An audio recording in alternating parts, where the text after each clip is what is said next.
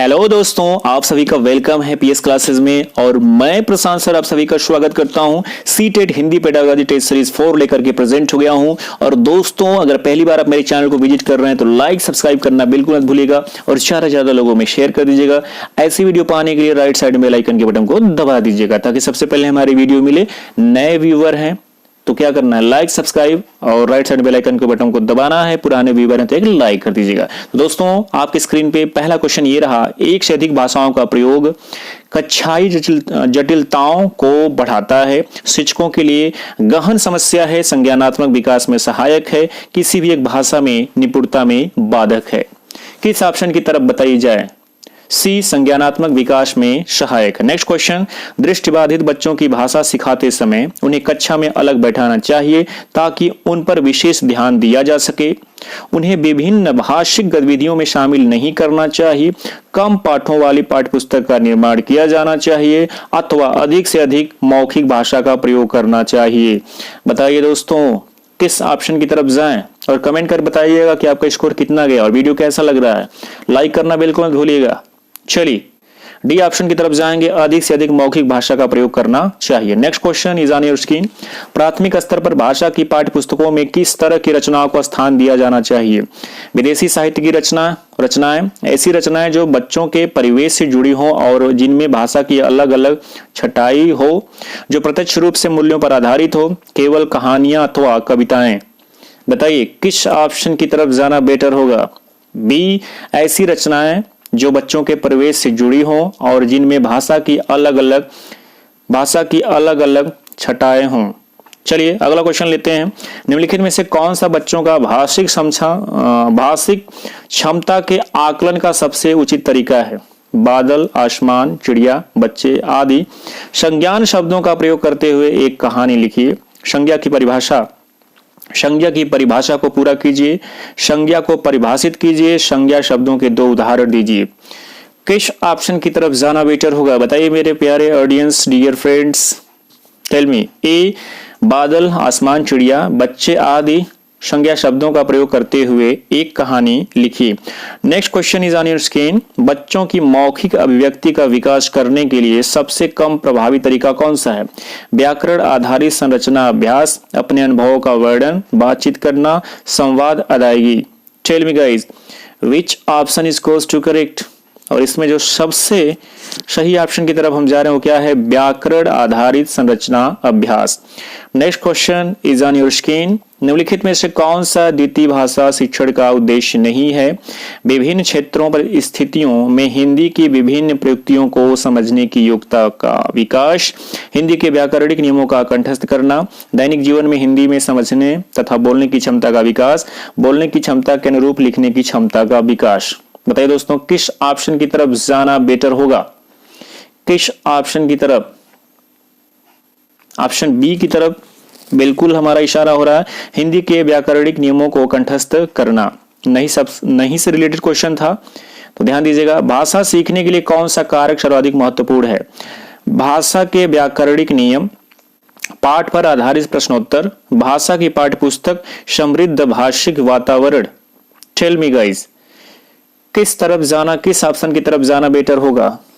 D, समृद्ध भाषिक वातावरण। Next question is on your screen, Hindi भाषा का मूल्यांकन करते समय आप सबसे ज्यादा किसे महत्व देंगे? सीखने की क्षमता का आकलन, काव्य सौंदर्य, निबंध लिखने की योग्यता, व्याकरणिक नियम। बताइए किस ऑप्शन की तरफ जाएं? Option is goes to correct A, सीखने की क्षमता का आकलन। The next question is on your screen, एक बहुभाषिक कक्षा में आप किसे सबसे कम महत्व देंगे? विभिन्न प्रकार का बाल साहित्य, कक्षा में विभिन्न प्रकार की सामग्री, कक्षा के बहुभाषिक और बहुसांस्कृतिक संदर्भों के प्रति संवेदनशीलता, बच्चों को सिखाना के 2 भाषाओं के मध्य विद्यमान समानता व अंतर का विश्लेषण कैसे किया जाता है? टेल मी गाइस, किस ऑप्शन की तरफ जाना बेटर होगा? डी, बच्चों को सिखाना की 2 भाषाओं के मध्य विद्यमान समानता व अंतर का विश्लेषण कैसे किया जाता है? The next question is on your screen. भाषा की पाठ्य पुस्तक का निर्माण करते समय सबसे कम महत्वपूर्ण बिंदु है अभ्यासों में वैविध्य, पाठों की संख्या, विषय वस्तु में वैविध्य, भाषा की विभिन्न छटाएं। टेल मी गाइस, किस ऑप्शन की तरफ जाना बेटर होगा? Tell me guys which option is goes to correct? Option B की तरफ सबसे बेटर ऑप्शन है और सही भी है, पाठों की संख्या। The next question is on your screen. बहुभाषिकता भाषाई समृद्धि को खतरे में डालती है, भाषा सीखने में बाधा उत्पन्न करती है, भाषा सीखने में एक महत्वपूर्ण संसाधन है, भाषा सीखने में बहुत बड़ी बाधा है। बताइए किस ऑप्शन की तरफ जाना बेटर होगा? सी, भाषा सीखने में एक महत्वपूर्ण क्या है? संसाधन है। नेक्स्ट, भाषा विद्यालय में ही सीखी जाती है, एक नियमबद्ध व्यवस्था है, सदैव व्याकरण के नियमों का ही अनुपालन करती है, नियमों की जानकारी से ही निखरती है। Tell me, this is very important. B option एक नियमबद्ध व्यवस्था है। बच्चे विद्यालय आने से पहले अपनी भाषा का नियमबद्ध व्यवस्था की व्यवहारिक कुशलता के साथ आते हैं, कोरी स्लेट होते हैं, भाषा का समुचित उपयोग करने में समर्थ नहीं होते, भाषा के चारों कौशलों पर पूर्ण अधिकार रखते हैं। किस ऑप्शन की तरफ जाना बेटर होगा? ए, अपनी भाषा की नियमबद्ध व्यवस्था की व्यवहारिक कुशलता के साथ आते हैं। Next question is on screen. भाषा अर्जन और भाषा अधिगम के संदर्भ में कौन सा कथन सही नहीं है? भाषा अर्जन में विभिन्न संकल्पनाएं मातृभाषा में बनती हैं। भाषा अधिगम प्रयासपूर्ण होता है। भाषा अर्जन सहज और स्वाभाविक होता है, जबकि भाषा अधिगम प्रयासपूर्ण होता है। सांस्कृतिक विभिन्नता भाषा अर्जन और भाषा अधिगम को प्रभावित करने वाला महत्वपूर्ण कारक है। बताइए, एक्विजिशन के बारे में पूछा जा रहा है। Tell me which option is goes to correct? B, भाषा अर्जन सहज और स्वाभाविक होता है, जबकि भाषा अधिगम प्रयासपूर्ण होता है। यह ऑप्शन हमारा कथन सही नहीं है। मंदिरा क्वेश्चन है, मंदिरा पहली कक्षा में पढ़ती है और वह मुझे आम बहुत अच्छा लगता है, मैं थक गई आदि वाक्यों का प्रयोग करती है। मंदिरा केवल सर्वनाम का ही प्रयोग जानती है, केवल लिंग की दृष्टि से ही सर्वनाम का समुचित प्रयोग करना जानती है, केवल मैं वाले वाक्य को ही बोल सकती है, लिंग वचन क्रिया आदि की दृष्टि से सर्वनाम का प्रयोग करती है।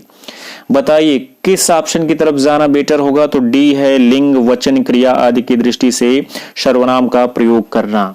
तो दोस्तों, अगर आप पहली बार मेरे चैनल को विजिट कर रहे होंगे तो लाइक सब्सक्राइब करना बिल्कुल मत भूलिएगा। और आज का टारगेट मैंने बताया नहीं था, लेकिन बताता हूं कि 100 लाइक एंड 100 क्या है? सब्सक्राइब करना है और ज्यादा से ज्यादा लोगों में शेयर करना है। दोस्तों, एक लाइक तो बनता है कि पीएस क्लासेस आपके लिए इतना परिश्रम कर रहा है, तो लाइक करना बिल्कुल मत भूलें और ज्यादा से ज्यादा लोगों में शेयर करें। ऐसी वीडियो पाने के लिए राइट साइड में बेल आइकन के बटन को दबा दीजिएगा, ताकि सबसे पहले हमारी वीडियो जब लोड हो तो आप तक पहुंच सके। दोस्तों स्कोर कितना गया इससे कमेंट करके बताइएगा, और वीडियो कैसा लगा इसे कमेंट करके बताइएगा। एंड तक आपने वीडियो को देखा, thank you so much everyone.